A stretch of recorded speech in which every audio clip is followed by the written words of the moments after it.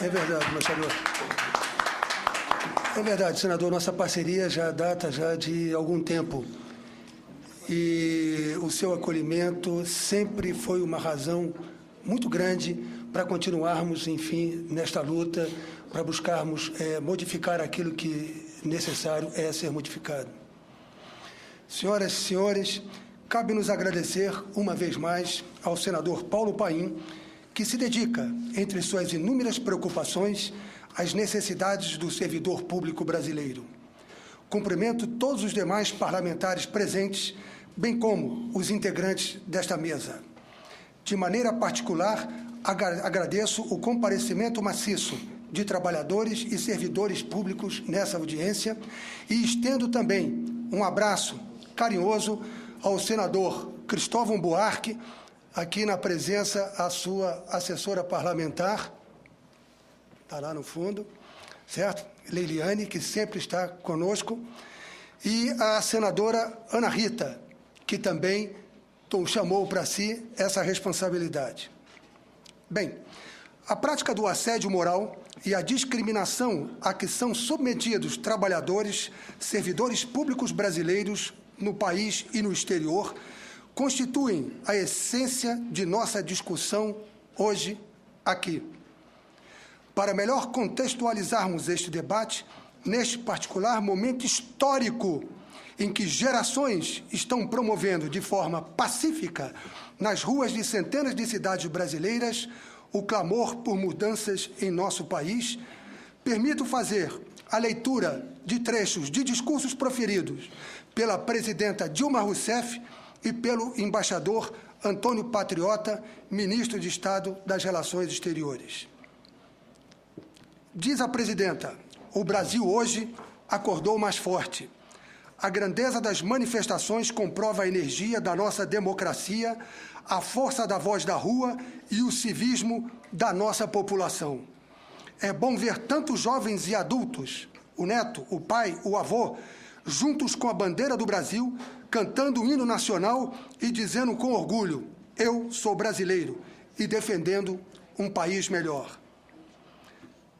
Afirmou pelo seu lado o ministro Patriota, no mesmo diapasão, referindo-se à saúde das relações de trabalho de sua pasta. A administração interna e a organização funcional exigem profissionalismo na atitude individual. Esperamos todos, de cada um, o comportamento respeitoso e solidário. Portanto, não há espaço no Itamaraty para que seja de outro modo.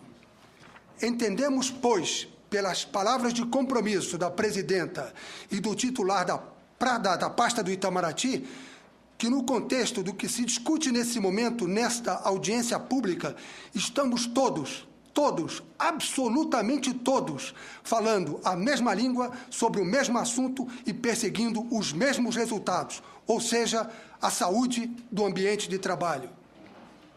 Há 70 anos, a consolidação das leis do trabalho chegava para regular as relações laborais individuais e coletivas. Até então, vigoravam apenas vínculos de trabalho muito semelhantes à escravidão. Chama a atenção atualmente que, tanto tempo depois do advento desse marco histórico, o assédio moral, tão presente no ambiente de trabalho, antigamente e nos tempos atuais, constitua figura jurídica recente. Pior, que surge agora como fenômeno que precisa ser conhecido, identificado, apontado como prática imoral, para vir a ser, finalmente, tipificado como delito passível de punição.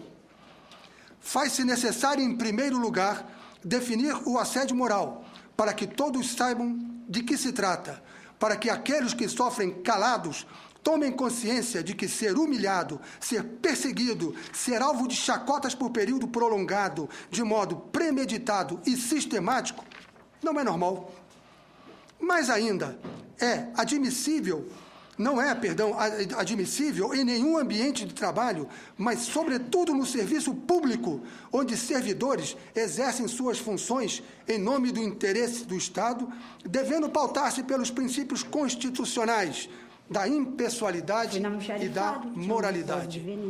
Uma das maiores autoridades no Brasil sobre o assunto, a doutora Maria Cristina Irigoyen Peduzzi, ministra do Tribunal Superior do Trabalho, membro do Conselho Nacional de Justiça e presidente honorária da Academia Nacional do Direito do Trabalho, ensina que o assédio moral é multilateral, podendo ser horizontal, quando exercido entre colegas de mesma hierarquia, vertical descendente, quando exercido do superior hierárquico ao seu subordinado, e vertical ascendente, quando exercido pelo grupo subordinado e dirigido ao superior hierárquico direto. Fica evidente, pois, que o assédio moral não é praticado por certas carreiras em detrimento de outras. Importa esclarecer esse aspecto, porque em alguns ambientes de trabalho há uma percepção equivocada de que determinadas carreiras assediam outras. Não! Assediador tem nome e CPF. Deve, pois, ser trazido a público e execrado por atentar contra a dignidade humana.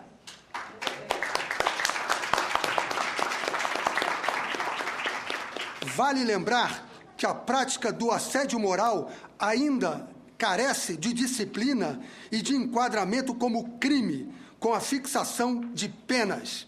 O combate a esse fenômeno degradante precisa integrar, o quanto antes, a legislação. Diversos textos legais e projetos de lei sobre a matéria tramitam atualmente no Parlamento, mas os resultados são tímidos, infelizmente. A esse propósito, importa lembrar que, em 2011, a deputada Érica Cocai, do PTDF, submeteu à ministra do Planejamento projeto de lei sobre o tema, instando-a a dar encaminhamento por parte do Executivo que a medida requer. Sem embargo, disso, e apesar da importância da medida que a medida requer, nada aconteceu. Absolutamente nada aconteceu e a proposta da parlamentar não prosperou. A falta de reação da ministra Belchior não impediu, porém, que a área técnica do órgão revelasse ao Síndico Itamaraty disposição para tratar do assunto com profissionalismo, conforme o momento requer. Vale insistir na gravidade do assédio moral, que chega a provocar acidentes de trabalho, que devem determinar, pois, o dever de indenizar sempre que o empregador agir com dolo ou culpa, bem como nos ensina a doutora Maria Cristina Peduzzi, à exceção, óbvio, dos colegas falecidos na Polícia Federal. Cobrar o quê? Se a existência dele já deixou a nossa realidade. A exemplo do que ocorre praticamente em todos os órgãos públicos das esferas federal, estadual e municipal, no Ministério das Relações Exteriores, o problema existe, não é de hoje, tendo sempre esbarrado ante o velho e rançoso corporativismo. A estrutura da organização garantiu a impunidade invariavelmente. Sem chegar a ser comum, foi considerado banal, tendo até sido visto com excentricidade de alguns. Mesmo quando o assediador é comumente encoberto pela proteção da famosa cultura da casa, nunca foi normal perder a autoestima, ser desestabilizado de modo sistemático, humilhado reiteradas vezes, desrespeitado de forma quanto mais. Para que os senhores possam ter o panorama próximo da realidade no Itamaraty, a partir de 2009, com o advento do Sindicato dos Servidores do Ministério das Relações Exteriores, o Síndico Itamaraty, diversas denúncias têm chegado à administração do Ministério por esse canal, mas pouco tem sido feito até o momento pela instituição. Os fatos no Consulado Geral em Sydney, de amplo conhecimento, revelam a prática de 2 servidores acusados de assediar moral e sexualmente, sendo reincidente pelo menos um deles. O senhor Américo Diogo Fontinelli e o senhor César Cidade são conhecidos pelo terror psicológico que impõe aos servidores com quem trabalham. Submetem-nos sistematicamente a humilhações verbais, com uso, inclusive, de palavras de baixo calão, coações psicológicas e ameaças, comentários maliciosos e pejorativos.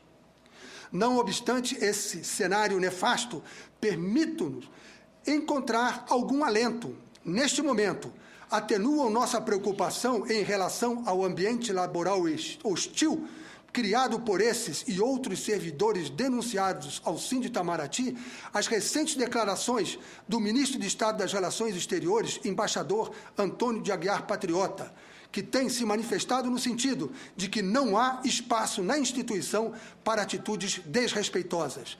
No caso do Consulado-Geral em Sydney, em razão da repercussão e ainda da perseverança das entidades de classe envolvidas na apuração dos fatos, pode sinalizar uma inflexão nessa tendência de negar importância a fatos degradantes do ambiente de trabalho.